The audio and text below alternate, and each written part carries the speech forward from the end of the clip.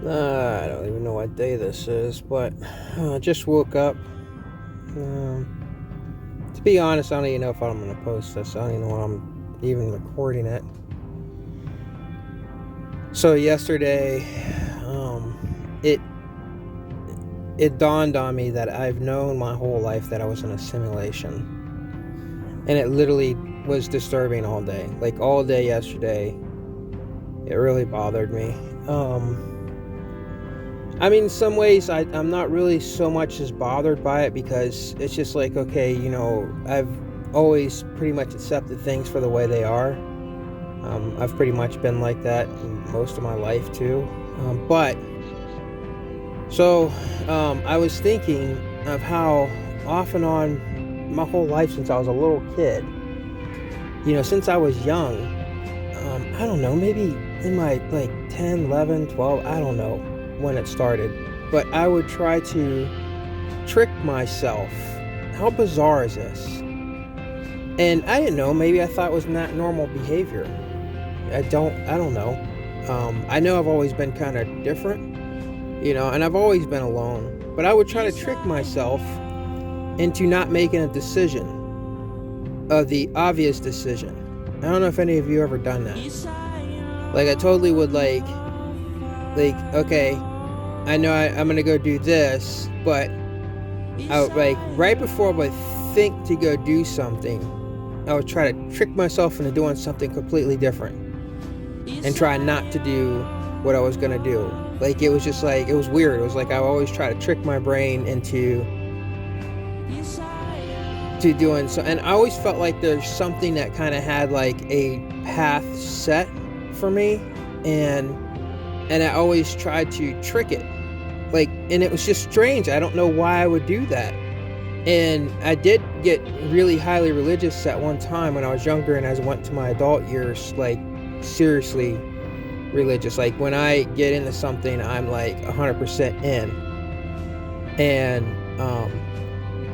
at one time I thought that maybe I was trying to trick, am I trying to trick God or something? But then I was like, well, that doesn't make any sense. Then there was no such thing as free will, and you're supposed to have free will. But I kind of ruled that out. I kind of like, yeah, whatever. I didn't think it was that. But I've always tried to trick myself into doing the opposite.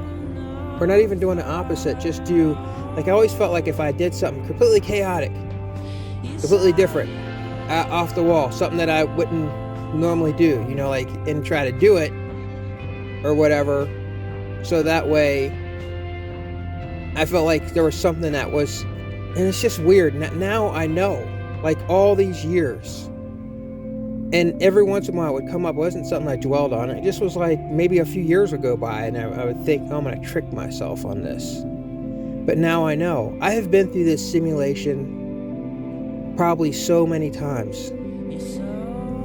And I just had a dream, and I don't like to talk about dreams as much because a lot of times dreams are just like what? They're a trick of the mind itself, by itself. They're la la land. So, but I did just have a dream that the last time I was in the simulation that I committed suicide. And I'm definitely not suicidal, guys. Absolutely not. Because I had a dream. And see, the thing is the dream might mean shit. Because I've been thinking about the simulation since I found the glitch in 1972 towards the end of last year. 2019, of course, right? Of course, 2019 will be when all this stuff starts coming out, because the last person to go into Alcor to make it the 172 was in 2019. The computer virus is considered the C19. Everything in that year was tying up everything, getting it prepared for 2020, end game.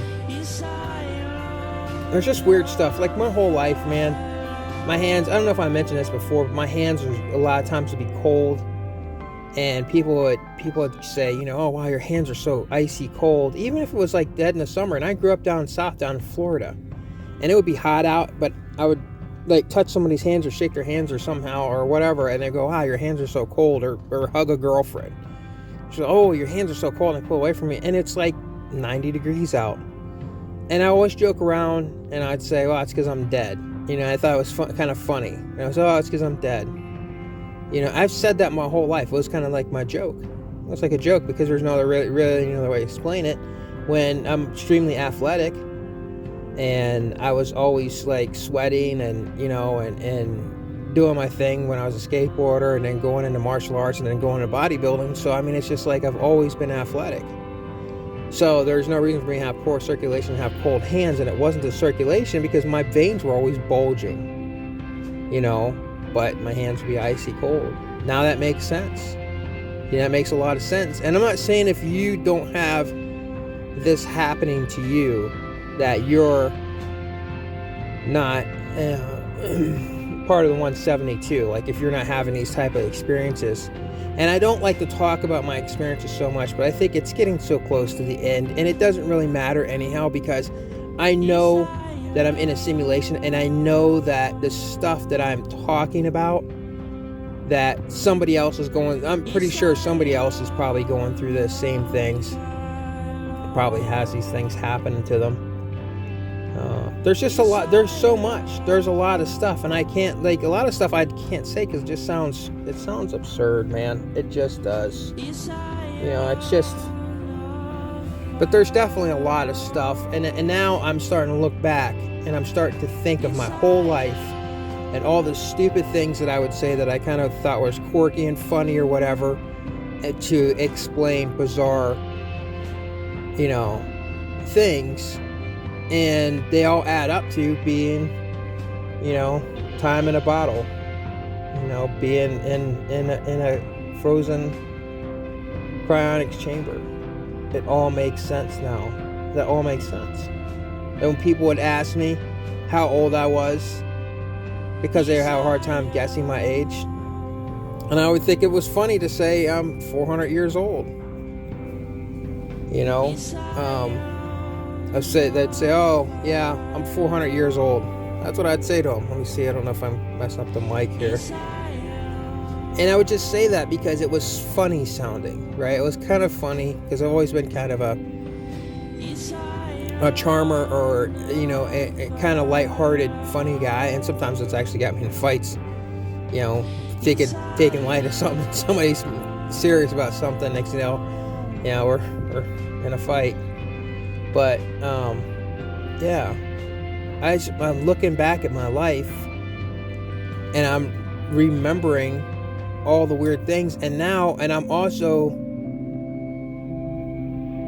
I've remembered many times and I thought it was just me having like fantasies of dying, of death. I always thought it was kind of weird, you know, like, well, I didn't really feel like it was weird, to be honest. I didn't feel my fantasies of death were weird, because I was just like, oh yeah, it's just a thing that could happen to you. And I don't know if you guys have experienced this, but what if those are all times that I've died in this simulation? Like, so you could go from 1972 to 2020 in a time loop, and then when you get to the end of 2020 and you make it all the way to the end, you just wake up in the next time loop, but you don't carry over a trauma.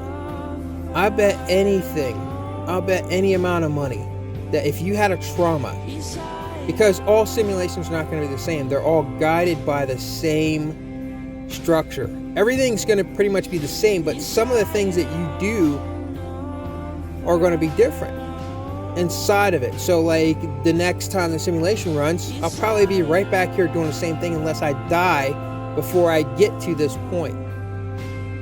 And if I died before I got to this point, then that's some type of a trauma that I'll take over into the next simulation, and it becomes, you know, like I don't want to say a dream, because usually when I think of these, when I have these things about death, it's not dreams. I mean, everybody has dreams when they die or whatever, but it's more like I'll be doing something and I'll be thinking about, yeah, I could die, that could happen, and I'll have like full detail. And it have nothing to do with the moment of what I'm doing. Like, it won't be like I'm driving. Hey, I'm sitting at home, I'm watching TV, they're talking about, you know, something else and thinking, yeah, about this car crash and stuff. And those are times I probably died. And I just carry that drama out of one of those other simulations because the mind is still retaining some of the stuff, because you can't just wipe the, even though I feel and think that this 2020 is a total de-escalation from the simulation. Like, it's totally, like, the whole thing with people wearing masks and stuff, it's so that you don't identify with them as human anymore, right? So it's separating you. You're watching sport games, there's cardboard cutouts out there, there's not real people.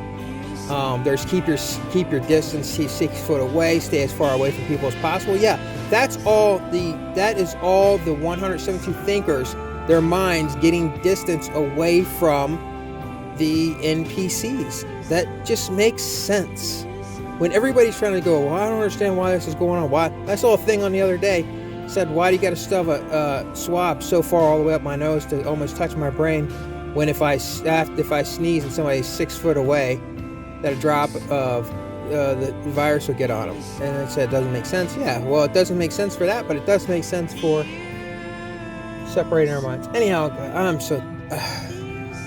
and I keep getting up. Really, I always get up at 4 o'clock, whatever. Alright, I'm out. Yeah, I did 12 minutes.